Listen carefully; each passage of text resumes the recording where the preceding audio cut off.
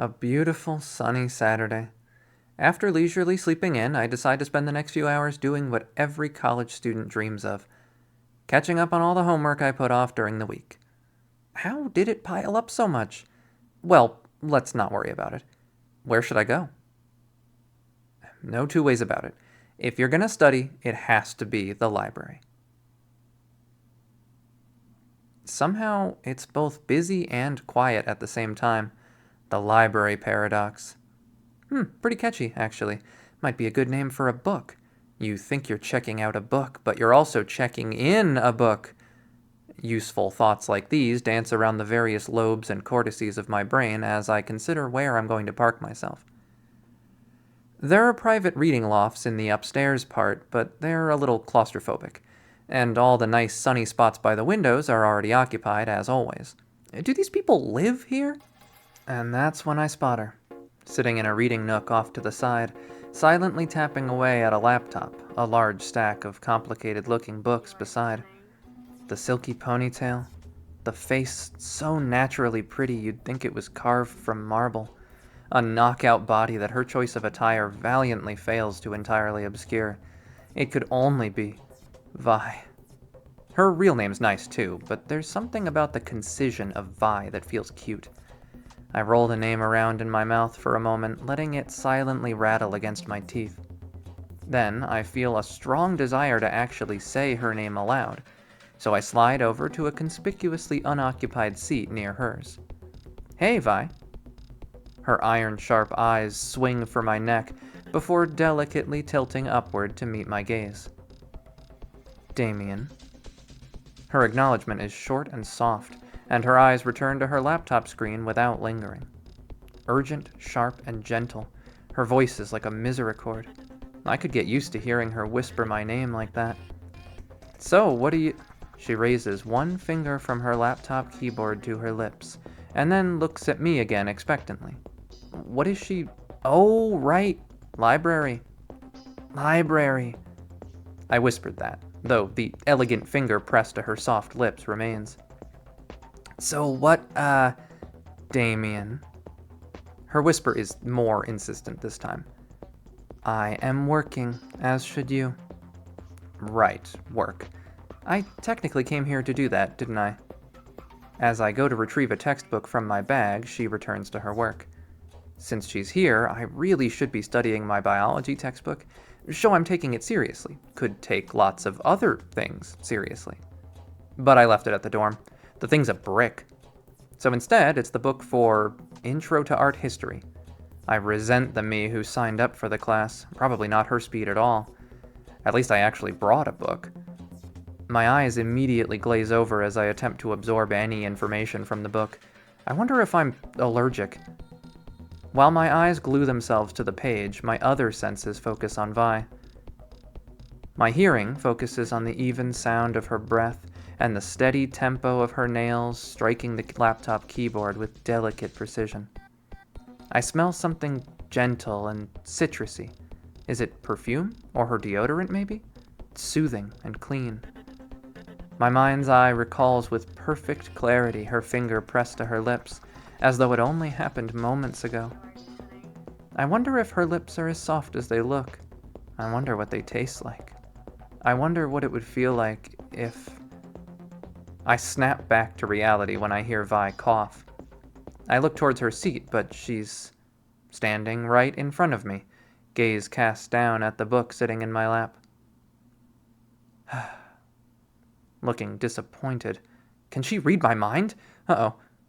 Hey, Vi, Her finger to her mouth. Mine closes in response. Good. The honey of her whispered praise melts clean through my ribcage, glazing my heart in gold. Focus on your reading. I will be focusing on mine. Saying this, she walks away and towards the exit, laptop and books poking out of a shoulder bag. I almost stand to follow, but the thin art history book in my lap suddenly feels like a lead weight. She did give me a direct order. Maybe this is her way of showing me some tough love? I spend the next few hours struggling in vain to internalize the names and works of romantic painters, wondering if she'll come back. She does not. Another Monday. I dreaded Mondays in high school. Who didn't? A weekend of adventures and getting into trouble, hanging out with your friends and dreaming of the future, sneaking whiskey from your parents' liquor cabinet and running around town until dawn, cruelly cut short by the school bell at 7:45. Just kidding. Mondays sucked because I inevitably stayed up until 4 in the morning on Sunday playing video games. The only hangover I ever got in high school was from staring at a CRT. Well, the past is the past, and now is now. I have to admit, it's nicer to walk through campus to class at 8:30 than it was to get carsick on a school bus at 6:30. I have plenty of time, so which way should I go? How about the scenic route? Morning hikes through the woods always looked fun on TV and movies and stuff. Who knows, maybe this is the beginning of my grand reinvention to some sort of rugged outdoorsman. It's nice, I guess. Good weather for it. Would hate to get caught out in the rain out here, though. Or in the dark. There's a pretty well-traveled trail, but it's not super defined beyond the wear of foot traffic and the occasional sign. But since most people headed for the library just catch the bus during the day, it's actually pretty quiet out here right now. Well, besides all that. Still, I didn't come to college to be in pensive solitude. I came here to be with people. Girls, especially. And, to get a degree I can spin off into a career, I guess. So I find myself wishing I had someone to talk to. Gabrielle or Rain, maybe? A walk through the woods with Vi would be nice. Or Ollie. Yo. Yeah, she'd say something like that when she saw me. Then we'd talk about... Whoa, you're here! I didn't hear her at all until she spoke up. She moves pretty quietly for being dressed how she is. Don't you have to be a super spy thief type in a latex catsuit to sneak up on someone like that? Think of the devil and she shall appear. Are you like a mind reader? Let's see. Think something for me, dame. Busting out pet names already? Damn, I must have made a good first impression. I hurriedly wave away the thought of Ollie wearing a latex catsuit under her clothes, and instead think about, walking down the sunlit forest trail hand in hand, in case she really is a mind reader. Oh, Damien, that's... You were thinking... Damn, Ollie's so cool, I bet she knows how to do every skateboard trick. Swing and a miss. Damn, that one usually works. Work? What's it supposed to do? It's supposed to make you go, wow, so are you a skater? Hey, I'll take a softball. Wow, so are you a skater? Well, my name's Ollie, isn't it? But are you? A skater, I mean? Nah, not a lick. I bet she's good with yo-yos, though, because I certainly feel like I'm being strung along. Maybe I should try to take hold of the conversation. Do a little tug of war? I don't know anything about yo-yoing. Oh, by the way, I'd been meaning to ask. What's up? You and Vi old friends or something? Seemed pretty familiar with each other. You noticed, huh? Yeah, I guess you could say that. We've been knuckleheads since we were kids. Or at least I've been a knucklehead and she's been like a normal head. Since you were both kids? I didn't realize your ages were that close. She's a lot more mature. Mature seeming. You're very spunky. She's very not that. Big sistery, you know? Yeah, I guess so. Great. I'm getting an early start to digging holes today. Let's see if I can find my way out before I fumble her instantly. All I mean is, you feel like someone my age, which is how a first year ought to be, right? But Vi seems kind of like she was born already 20 years old, you know? Sure. So it's, like, surprising. Is she some prodigy or something? Grad school at 21 kind of thing? Nah, she's been working through it at, like, normal speed, I guess. She's 25. Oh, how about you? 23. Man, my foot tastes great this morning. Can't get it out of my fucking mouth. Dropping down on my knees on the spot and cutting my own head off might be the play here. Come on, brain, come up with something to steer this conversation back onto the road. Damn, so you can, like, get booze whenever you want? Jealous. Can and do, lil' buddy. I tell you what, dame, you treat me to one of those Spency Cafe lunches sometime, and I'll purloin you a pack of peepers, the Ollie special. Or was it proffer? Profess? What's the P word for buying someone something? Purchase? Yeah, that's the shit. Why do I get the feeling she meant purloin after all? She seems pretty trickstery. Thankfully, this last desperate gambit to save the conversation appears to have worked. She follows me most of the way, then splits off into the woods to somewhere. She vanished before I had a chance to ask. Tiger, welcome back. Saw you walking with a hottie this morning. Huh? Oh, you mean you were headed to class then too?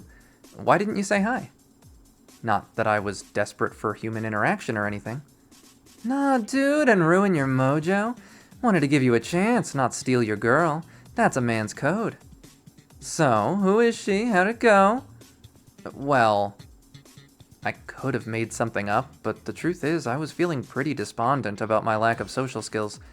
Marshall might be loud, obnoxious, and a bit of a man-whore, but if there's one thing he has that I don't, it's people skills.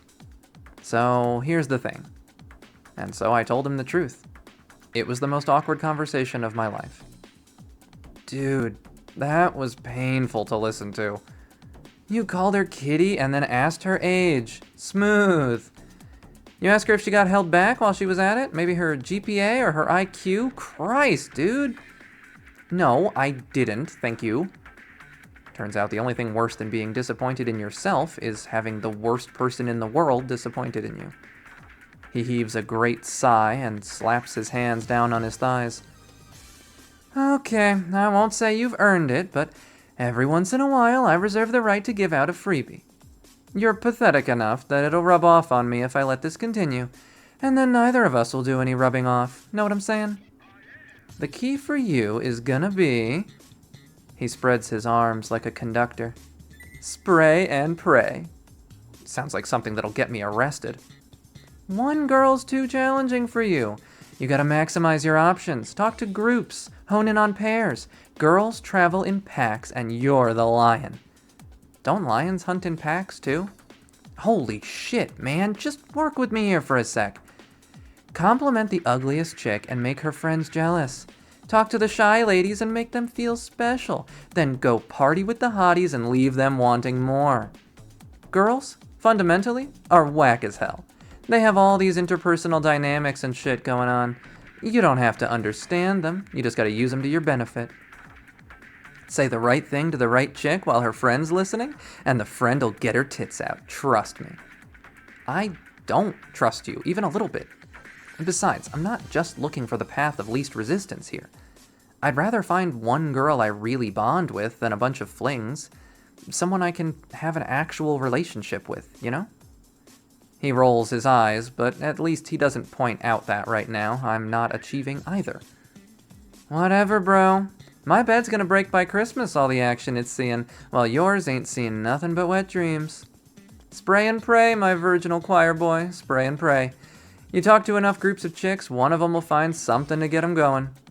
Just don't ask them if their periods are synced. Learned that one the hard way. He slaps me on the back before standing and grabbing his messenger bag. See ya. Even sex gods like me gotta hit the books now and then. Get all that cranked out of the system before I get back, huh? Speaking of, librarians are freaky as hell.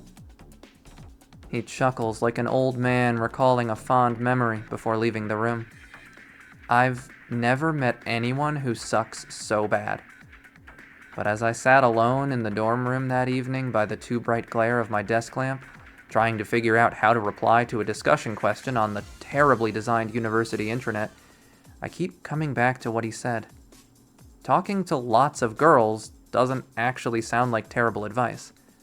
And the more people in a conversation, the fewer opportunities I have to screw up. Right? With that mildly reassuring thought in my head, I drifted off to sleep that night feeling a rare glimmer of hope. The world is a funny place. I came into college determined to shed my cocoon of geekery, to come into my own as a man who watches films and talks to girls at house parties, who slaps guys on the back and knows what a first down is. Well, here I am at my first college party, and it's hosted by the Anime Club. If you'd said Anime Club party to me earlier, I probably would have pictured a bunch of sweaty guys sitting around a computer monitor arguing about Ray versus Asuka while drinking Mountain Dew. The reality is unexpectedly normal. People are laughing and drinking around a bonfire. Sure, the music coming from someone's speaker is tinny, high-pitched J-pop, and there's more than the usual amount of sweaty neckbeards and graphic tees, but put that aside and it looks like any other college party. Not that I have anything to compare it to except what I've seen in movies, but nobody here has to know that. And more importantly than the neckbeards, there are girls here. Sure, some of them are overweight with frizzy hair and glasses, but even more are unexpectedly cute. There are even a few girls I'd normally call out of my league, but hey, again, this is an anime club party. There must be something that drags them down to my level. Near the fire, I spot Gabrielle and Rain. There are a couple of upperclassmen guys talking to them. Time to make my move. I'm sure they're annoyed by guys like that all the time. Hey, girls. Gabrielle turns and waves, but then looks back at the other guys. One of them, tall and bearded, is holding out a flask to her. It's good, I promise. Aw, you know I can't hold my alcohol. Come on, it's sweet, you'll like it. It's called umeshu. It's from Japan. Oh, well, if it's from Japan... She giggles and loops an arm around Rain's shoulders. I don't know, Rainy, what do you say? And here I thought that video about peer pressure to drink that they made us watch during orientation was total bull. I approach, summoning all the guts I can. Gabrielle takes the flask from the older student before handing it to Rain. You go first. Tell me if it's good. Or how about... She's trying, but she clearly doesn't know how to say no. It's all up to me. Umeshu? Sweet, can I have some? Without waiting for an answer, I snatch the flask from Rain and take a big gulp. The liquor is cloyingly sweet, and I cough and splutter. Dude. Wow, okay. She slaps me on the back a couple of times. It doesn't really help. Good luck, Gabrielle. I better go check on the fire. It gets much higher and that tree's in trouble. We still on for the arcade trip Tuesday? You bet. See ya. Gross. Huh? She's fixing me with a stare that I can't quite interpret. Oh, yeah, right? Seriously. Well, it's no big deal, I guess. I look from one to the other of them, bemused at their apparent telepathic communication. Or maybe this is just what girls talk like? They really are an oddly matched pair. Gabrielle is so friendly and chatty, but Rain seems too shy to get a word out half the time. I wonder if she ever feels overshadowed by her popular outgoing friend. I wish there was a way I could help her be more confident. I bet that underneath those glasses and baggy clothes, she's prettier than she gives herself credit for. You're staring. Sorry. I was just thinking, you two are pretty different. How'd you become friends? It was totally fate. She wraps her arms around Rain's shoulders and nuzzles her cheek into the shorter girl's hair. We were randomly paired roommates last year. Can you believe it? We didn't think we had anything in common. Rainy's always off in her own world, and I was so intimidated. But then we both showed up at Anime Club, and the rest is history. She's so cool. Like, a real artist. I keep asking her to draw me costume designs, but she's way more into drawing hot guys. I'm right here, you know. It's hard to tell in the firelight, but she might be blushing a little bit. Maybe she's embarrassed to have attention drawn to her good points like that. Anyway, mind giving me back that flask? I want to try it after all. I look down at the flask in my hand, considering. Gabrielle looks like she's ready for a fun night, but maybe if I encourage Rain to have some, she'll be able to loosen up and come out of her shell. And, well, now that I've had some, isn't that kind of an indirect kiss? What should I do? I hold out the flask to Gabrielle, but before she can take it, Rain swipes it with the speed of a striking rattlesnake. Whoa. She puts her lips to the neck of the flask and starts drinking in gulps, chugging like a desert traveler who's finally found an oasis. I stare in shock as she finally takes a gasp of air and wipes her mouth on the back of her sleeve. Rainy? I would have given you some. You didn't have to go that far. Rain finally comes up for air and wipes her mouth on her sleeve. I defeated it. For you. She tosses the flask on the ground with a clang. A club member scurries to retrieve it. Rainy. She gathers Rain up in a tender embrace. Gabrielle, don't go. Gabrielle pets her head tenderly. There, where do you think I'm going? I don't know. Aw, do you miss being roommates again? Want to move back in? No way. Lit by the warmth of the fire, they might as well be an oil painting or something. That stuff was stronger than I thought. So strong, in fact, that I don't realize I've said anything until they both turn around to look at me. No hug for me? Seriously? Oh, you're still here. Rain stares off into the distance, lost in thought before answering. Yeah, sure, whatever. Bring it in, man. Huh? Wait, for real? Quit asking such stupid questions. Rain lets go of Gabrielle and squares up with me. Bring it in. I take one step forward. She takes one step back, and then charges at me and flings her entire body weight into my arms. For one brief, beautiful second of impact, I catch her, and then my knees crumple. Rain lands on top of me. Ugh. Ow. Why did you do that? You're the one who asked.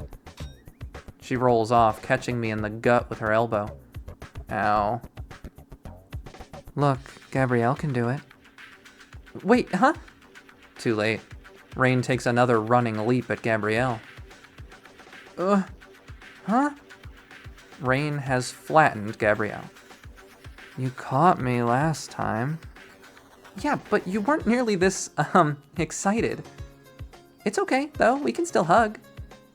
Rain snuggles into her arms, now both fully horizontal. People glance over and laugh, but they don't seem concerned. It occurs to me that this may be par for the course. I may be a little desperate, but I'm not stupid. As a gentleman, I won't invite myself to this one. I pick myself up off the ground and wander off in search of another drink. I spent more of the party than I would have liked floating around the periphery, but Gabrielle and Rain were the only people there that I recognized. It would be pretty pathetic to Velcro myself to them for the rest of the night, and Rain literally clotheslined a guy not long after we parted ways. Better to leave the ladies wanting more, right? By the time the party broke up, I was a very dull combination of drunk and bored out of my goddamn mind, but I do think I may have left with someone and gone somewhere. I know I'm on a dorm mattress, but these aren't my sheets. My consciousness is struggling through a heavy fog of sleep, but I'm definitely in bed, and I definitely feel a warm body next to mine. Even as I start to wake up, I seize the moment and keep my eyes shut tight. I want to remember this. I hope, whoever it is, I only slept next to them rather than with them. Partly because I'm a romantic at heart. There's nothing wrong with wanting to connect with a girl before things get physical. But mostly because if I was so drunk that I can't remember losing my virginity, I will kill myself, and that is not a fucking joke. My pants are still on. That doesn't mean they never came off, but I feel a little better. Tightly on, even. Firmly. Phew. Okay. Time to soak it all in. Pretend you're still asleep. Roll over and try to accidentally put your hand somewhere nice and soft. Just a little sleepy spooning. Her hair tickles my nose. Damn, she's kind of flat-chested. I try not to be disappointed, but... Copping a feel already, Captain Morningwood? That's an advanced technique. I am not proud of how I respond to the realization that I'm curled up in bed with Marshall. I physically recoil with such intensity that I fall out of the bottom bunk. My tailbone takes the brunt of the collision. I roll into the fetal position and wish for sweet death.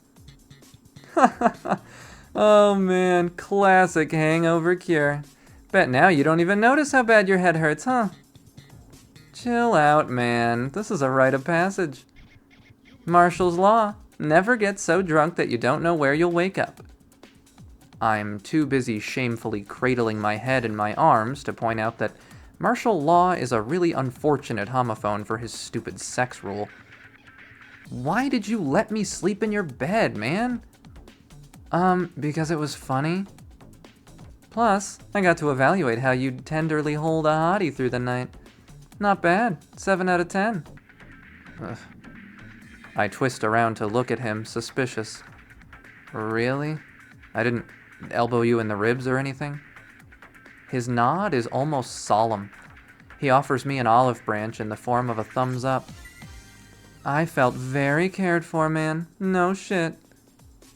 Once I recover from the shock of my injury and take an aspirin, Marshall sits backwards on a chair to debrief with me. Hearing that I went to a party gets his approval, and hearing that it was organized by the anime club gives him a chance to ridicule me. Things are back to normal. Hey, nerd progress is still progress. I can respect that you're starting on easy mode, even if it's kinda unambitious. I was gonna call it bitch behavior, but sure. The important thing now is that you don't slow down. Take your eye off the ball for too long and the guy next to you will swoop in for a blowy. Trust me, I do that shit all the time. Wait, who's blowing who in this hypothetical situation? Him or the girl? Never mind, it doesn't matter. Everything he says is a disgusting mind game. Right. I'm only juggling 4 girls. How hard can it be? Marshall gets up from his seat, moving close to clap a hand on my shoulder and wearing the fond smile of a father figure. You're so fucked. Good luck, super virgin. The vibe of Anime Club today is different than last week. Instead of the usual quiet conversations, the room is full of energy. Playing on the projector looks to be an assortment of fan-made music videos. Muffled Linkin Park plays in the distance. Groups of people, some of whom I recognize from the bonfire, are chatting and laughing as they work on one thing or another. I see one group painting a banner and another arguing over a pile of DVDs. Naturally, I gravitate to where Gabrielle and Rain are standing, next to a folding table covered with clothing. Hey, you two, what's going on here? Con prep, of course. It might only be a small college gathering, but we've already sold 200 tickets. It's really motivating everyone to work their hardest. Let's see, what job can I give you? Something menial. Well, duh. Unless, hey, you got any secret skills you haven't revealed yet? I'm pretty good at Mario Kart. Doubt it. Why? No worries. We're just glad to have extra hands, right, Rainy? Whatever you say. Something tells me she's not convinced. What are you guys working on? Could I maybe help with that? Well, actually... Right? I mean, I thought so. There they go again with that wordless communication. Gabrielle rummages among the piles on the table. We're working on the costumes for the maid cafe. I only have the bare bones done, but I need to check sizing. She pulls out a long tape measure, then looks up through her eyelashes at me. Arms out. They fly out without direct input from my brain. Cut me some slack. Anyone would be powerless when she bats her lashes like that. She approaches me and wraps the tape measure around my chest. I shiver at the delicate touch of her fingers. 41 inches. Her hands run down my chest and come to a stop at my waist. I stare at a point over her head, trying to think of incredibly unexciting things. English homework, my grandpa, global warming. 36 inches. Rain, get me a men's medium. Whoa, whoa, whoa, what? They both break out in peals of laughter. Your face. Just kidding. Unless. No way in hell. My face is on fire, and I try to come up with some smooth comeback about them looking way better in maid outfits than me, but before I can get my words together, someone calls Gabrielle from the other side of the room. Coming! Rain turns and refolds a couple of piles Gabrielle knocked over in her search for the tape measure, still smiling a little bit. You really are cute when you smile. Shit, inside thought. Although, she ducks her head and her cheeks redden. Could it be she likes hearing that kind of thing? I mean it. Gabrielle might get all the attention, but don't underestimate yourself. I bet you could really light up a room if you tried. Gabrielle's the pretty one. She mutters that under her breath.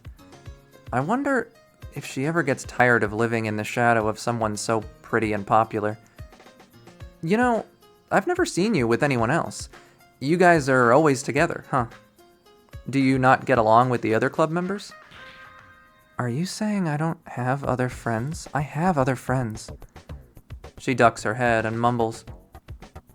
It's just that they're online. You wouldn't know them. Poor girl. Oh, okay, sure. So, are you dressing up for the maid cafe? I bet you'd look really good in one of those dresses. Maybe tie your hair up. Am I interrupting something? Not at all. She looks back and forth between Rain, still slightly red-faced, and me stuttering an explanation. She does not look happy. You sure? 'Cause I could have sworn you were talking about how cute Rainy looks. And you're so right, especially when she lets me dress her up. But only me, get it? Hands off. She wraps her arms around Rain's shoulders possessively, rubbing her cheek against her hair. I guess she's not mad?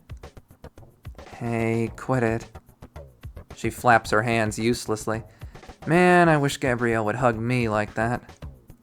I was just asking if Rain's gonna be dressing up for the maid cafe too. No. Yes. Rain rolls her eyes. Gabrielle sticks out her tongue. This is clearly an ongoing argument. You wore Lolita last year. Your head shape looks so good with a headband. Lolita? Gabrielle rummages through the piles on the table again. I get a little excited. Is she going to have Rain try on a dress? Maybe she'll try one on too, and they'll ask for my opinion. You can't go wrong with the classic ruffle skirt, but I've seen some dresses with tight skirts that really accentuate a girl's assets. Sadly, she just picks up a maid headband. She bounces over to Rain and puts it on her head, tucking her hair behind her ears. Aw, you're wearing them. One of them? Did you lose the other one? Now that her hair's tucked back, I can see a diamond stud in Rain's right ear. It grew over. I told you you have to wear them non-stop for at least 6 months if you don't want that to happen. I went swimming. Even swimming. I'm still here, you know. Come on, let me re-pierce it for you. Wait, you pierced her ears? Mm-hmm. Isn't that dangerous? Nope, it's a classic girlhood experience. You could never understand. Anyway, time for some demographics research. She grabs a different maid headband off the table and settles it on her own head. So, what's your type? Huh? Your type, you know. Sexy maid, cute maid, innocent maid. We have to appeal to the lowest common we have to appeal to the public. She mimes a curtsy, then elbows Rain. Rain does not curtsy. So, master, what's your type? My palms instantly begin to sweat. I regret ever imagining that they would ask me for my opinion. I'm not so inexperienced that I don't know this is a goddamn minefield. Rain is adorable, with her head a little ducked and a faint blush on her cheeks. Her short hair is framed perfectly by the frilly headband. But Gabrielle's got that sex appeal, and the bows on her headband lend an alluring playfulness to her demeanor. This just might be the most important decision of my life. I'm going to retire to the mountains and become a monk. Great choice, Perma-Virgin. Turn your balls in at the door. It's like I can hear Marshall's voice in my head. I can't say that. I have my pride as a man. Shy maids. I guess shy, demure maids? The quiet type. It's about what you hide, not what you show. Well, that's not really physical, but I'll allow it. We'd better get these off before they get ruined. She snatches the headband off of Rain's head before removing her own. Sorry, Gabrielle, you're cute, but that embarrassed blush on Rain is cuter. Did I save this one, or royally step in it? I tamp down the feeling. Okay, enough of that. Let's buckle in. These smell fine, but they could use a good steaming. Rainy, can you hang them up for a while I find our iron? What should I do? Well, we don't have any Mario Kart for you, but maybe you can help Greg. Greg. Something wrong with Greg? You hate Greg. I don't hate Greg. Greg looks at me sadly. He's meticulously collecting each flyer as it comes off a printer and putting it into a stack. Really stimulating work. Well, help him out then, man. Look at him, he's drowning in this stuff. Greg slowly removes a sheet of paper and waves it around in the air a bit to dry. I'm not sure if my skills are best used. You hate Greg. Oh my god, fine. Be nice to him. Don't forget to show up for setup on Saturday, okay? I'll text you.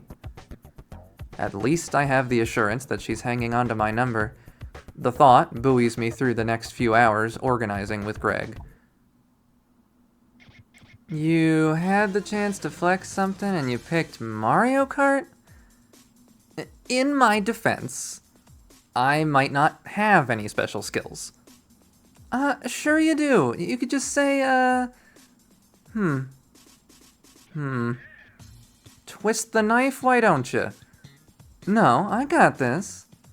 I bet you got some real good calluses from cranking off all the time. You can use your hands like an oven mitt. I don't even know where to start with that.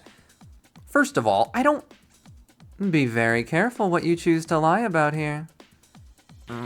And secondly, how is that even helpful? Well, whatever. They probably weren't even that turned off. They're dweebs too. But get a skill, man. Pick up wood carving or something. Something hands-on, rugged, manual. What's yours, wise guy? Crochet. Huh? Today, in new college experiences, I spent far too long in the library to catch the last bus back to the dorms. I hadn't even considered that was a thing that could happen. Not about to waste money on a bike either, so it's a long walk back. It gets dark quickly at this time of year, and gets dark deeply in this part of the country. The woods around campus are black and old. Some combination of town culture and the ecological legislation means that they've survived into the new millennium mostly untouched. I could take or leave them, personally. The forest always seemed so dull and lifeless during the day, but when the sun sets, it comes alive with the sounds of everything, especially bugs. Mosquitoes aren't a big worry in the rapidly cooling autumn, though the occasional moth does still flit by the beam of my flashlight in curious greeting. I don't really mind. Not a big fan of creepy crawlies, but I've always had a soft spot for Lepidoptera. Moths, butterflies, those sorts of things. I think about them as I walk through the dark and chilly woods, guided only by the insects dancing in the cone of light ahead of me. In truth, when I look forward and imagine the future, where I'll be when I've figured out who I am, what I'm doing, who I'm with, I always imagine myself as a butterfly. Vibrant wings that announce my presence and tell my story. A feast of sweet and vibrant flowers. Welcome by all, loved, even in death. That is what I want to be. Gesturally majestic. Maybe a blue morpho, if I get to be picky. It's my fantasy, after all. But what I am is a man. I'll love a woman, I'll get a job, married, kids, anything else I need for a happy life. And then a well-attended open casket funeral when I die. What else could there be? I was born human. The butterfly's life, days spent floating from bloom to bloom in Empyrean sunshine, is beyond my reach. Once, when I was like 9, an uncle asked me what I wanted to be when I grew up, and I told him the butterfly thing. Less artfully, but the gist. And he was like, "Christ, kid, could you at least pick a cockroach? Something a little less..." Well, neither here nor there. I don't get it, even still. Cockroaches are nasty. Who the hell would want to be one? My flashlight goes out. Son of a bitch. I grouse loudly, to no one. Making some noise takes my mind off the very uncomfortable predicament I find myself in. It's hard enough to make my way through these woods with light, and now I can barely see my feet on the ground. Fucking trash! I chuck the flashlight into the tree line and watch it disappear into shadow, almost soundlessly over the din of nature. It's fine. It costs like $2, worth more as momentary stress relief than a paperweight. With the light gone, my adoring insect audience disperses into the darkness and noise. I am alone, as always, but somehow more alone than ever, even though nothing has changed. Need a light? Oh, thanks. I yelp in surprise and turn to meet the shadowed gaze of my lab partner. She's holding an unfamiliar, heavy-looking flashlight towards me with an expectant look. I take it, hesitantly. You startled me, Ollie. I had no idea you were around. I turn on the flashlight she handed me in a hurry, unsettled by the dark. It's well worn, but sturdy, and the light within shines bright. Hey, this thing's nice. Heavy, though. Ever kill anyone with it? Chuckling at my own joke, I pantomime swinging it like a hammer, and the light dances across the tree cover as I do. Hell no. Vi got me that. Can't go denting it on someone's skull. Plus, I'd probably have to replace the bulb and stuff. Huge hassle. Not worth it. Kinda shocked that's the part of using it as a murder weapon that bothers her. Speaking of, I can see pretty good in the dark, so I don't mind letting you borrow it till you get a replacement. But Vi did give that to me, so I'm gonna need it back on Tuesday. Got it? Of course. A warm smile in return. Love when a girl has simple and plainly stated expectations. I feel like this never happens. Where are you headed anyway? Home? What, you live out in the woods? No, I'm walking back to the dorms. You're going the wrong way. I stop in my tracks. She walks a few paces ahead of me and stops too, pivoting to face me. That's likely. Since you seem to know so much about the woods, could you lead me back to the dorms? Try asking nicely. What the hell's her problem? Okay. Could you please guide me back to the dorms from here? Try asking nicelier. Come on, Ollie. What, don't want to play ball? Could always just ditch you out here. Getting some real mixed signals here. Dame buddy, you gotta lighten up a little. It's like you can't even tell when a girl's joking. I can tell. Oh yeah? Well, what if I told you, seeing you stumble into such a dangerous place so recklessly, weak and soft as you are, means you'd be hella fun to hunt. Man, save it for the deer. After laughing off each other's lame jokes, she effortlessly led me back to the dorms.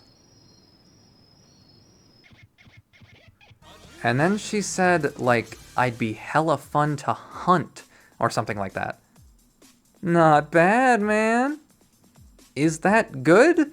It was honestly really creepy. He doesn't even know. Know what? Outdoorsy chicks like that? Wicked repressed on account of being so out in the woods all the damn time. Untalked to, unexpressed, untouched. You follow? No, I don't. I could follow perfectly well, but did not really like where he was going with this. It's called cuteness aggression. You remember what I told you about girls and tigers like a week and change ago? Yeah. Sometimes the girl wants to be the tiger. And she wants you to be like a less impressive tiger. Or maybe a deer or something. And she wants to sink her teeth into your neck and shake you around like a damn chew toy on account of your cuteness. Is that good? Yeah, dude. She was probably trying to work up the nerve to like conk you over the head and drag you back to her cave. Or find a bush to toss you in. Why? So she can fuck your brains out, stupid. Nope, nothing doing. Can't sleep. I look over at the alarm clock next to my pillow, past midnight. The struts of the bunk bed creak as Marshall rolls around in his sleep. I've slowly learned to tune this out over the weeks, so it doesn't wake me anymore, but that's only when I'm sleeping. As I lie awake, every oddly timed noise he makes yanks me back from the tantalizing edge of rest. It's torture. And there's no degree of passive-aggressive I can be to make him share my pain. I've tried. He sleeps like the dead, rolling in his grave when something in a dream offends him. Muttering names. Girls' names. Lots I don't know. One who I take English composition with. One whose name I've seen on an office nameplate in the Department of Humanities. I make a point to disengage from conversations when he starts talking about crazy dreams he had. Knowing he won't mind a little noise, I throw on a tee and sweatpants, slip into some slides, and sneak out for a breath of fresh air. I may have underestimated the chill of autumn. What was I thinking? It's like 40 degrees out tonight, and I'm barely wearing more than what I wear to bed. My shirt flaps like a flag in the hellish night wind, cold as the ninth circle. I am rapidly losing feeling in my toes, sockless as I am. Am I stupid? No, it's the weather that's stupid. It's not even November yet. Fighting off the urge to run back inside and huddle up for warmth, I set a course for the library. Colder and colder still. I forgot until the moment I was walking there that I have to go through the woods to get to the library when the buses aren't in service. It's easy to follow the trail with Ollie's flashlight, and the trees do something to cut the wind chill. But now I've been out of my dorm for nearly an hour in 40-degree weather with what must be the world's thinnest ever t-shirt on. And also my toes are out. Oh, for fuck's sake. Now, on top of everything else, I'm rapidly soaking through as a sudden late-night drizzle comes along. My walk hurriedly turns into a jog, too cold and tired to muster much more. As I worry about the possibility of getting so cold my nipples fall off, I make it to the cover of an awning, stowing Ollie's light in my pocket as I catch my breath. The library is usually locked up at this hour of night. Only the school staff have access. They're not exactly keeping tons of security around, and I guess they don't want anyone to come in at strange hours and steal books.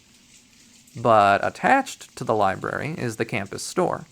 It's got everything an underprepared student could need. Academic supplies, hygiene supplies, food, and all of it kind of mediocre and overpriced. But it's also open until 2 a.m., about the only thing on this campus that is. This flashlight's so heavy it's halfway to dragging my sweatpants off my ass. Great. The last thing I need is to freeze my dick off, too. Better get inside. Ah, campus store. My most trustworthy friend. The only place in the world where an Arizona green tea is $2.50 fucking cents and I'd still buy it. Walking in from the outside feels like stepping into an otherworldly realm of pure love and sunshine. 70 of God's own degrees Fahrenheit, heaven on earth. For more reasons than one, it seems. Hi, Vi. Her back straightens in a hurry. That happy to see me? Damien, you startled me. What are... Didn't, expect rain. Heavenly warmth aside, I am still very cold and wet. In the presence of Vi, who is a beacon of being put together even past midnight, I feel embarrassingly shabby. My hairs stand on end as she scans me from behind the glare of her glasses. Suddenly conscious that my wet shirt and sagging sweats leave little to the imagination, I shyly shield my chest with my arm and adjust my waistband. What are you doing out at this hour? I couldn't sleep. I figured I'd walk to the campus store for some snacks or something. Through the woods, in the cold, wearing pajamas? Well, when she puts it like that, I feel kind of stupid. Yeah. So I guess I'm just kind of gonna wait here until it stops raining. Good idea. She looks out the window. Still raining. And waits around with me, silently, with a reusable shopping bag slung over her shoulder. Its contents are invisible to me. After a few minutes, her eyes turn to me. She looks at me like she wants to say something, but there's a cough from over by checkout, the cashier. He's just sitting there playing something on his DS. Not exactly busy after 1 a.m., I guess. I'm not even sure if he noticed me come in or not. Vi's eyes shot in his direction when he coughed, and when they came back to me, the question in them seemed to be gone. I wonder what she's thinking about. Man, I'm still soaked to the bone, too. Maybe if I whine really pathetically about how cold I am, she'll say, "My car's warm, why don't you and I..." Rain stopped. I guess I should run back to the dorms before it decides to come back. You're not walking back out there like that. It's fine. The dorms aren't that far away. I'll just... Don't make me repeat myself. Yes, ma'am. She looks down into her bag and fishes around for something. Here. She hands me a jacket? Huh? Is this for... It's Ollie's. Oh. She stares at me expectantly, the sensation of which is growing familiar. Really feels like girls want things from me lately. Put it on. Damn, alright. Feels sort of weird getting the collar and leash treatment in front of another guy, but hey. I obediently slip into the jacket. It fits normally. I guess Ollie is always dressing oversized, isn't she? A pepper red nylon shell. Not too bulky. A windbreaker of some kind, I guess. Well worn. Smells a little like cigarettes inside. Does Vi smoke? Does Ollie? Thanks, Vi. It's nothing. I expect you to return it Tuesday. Tuesday? Her gaze narrows. I'm forgetting something. Biolab. Correct. Forget what I said earlier. It feels like girls really want me to remember to bring shit to Biolab on Tuesday. Maybe I'll run into Rain tomorrow and she'll tell me to bring chips and dip to the next club meeting. Having said her piece, Vi makes her way to the front door. Get some sleep, Damien. She stops in the doorway, as though that unsaid thing came back to her. She seems to consider it for a moment, her eyes briefly flitting to the bored cashier, before turning away entirely. Be more considerate of the weather in the future. She's off. Got my energy out, at least. When I make it back to the dorm, I'm gonna sleep like a baby. And Vi seemed like she was having complicated thoughts. About me, maybe? We'll call it a successful outing. But what's Vi doing with Ollie's jacket in her bag, anyway? Must be a girl thing.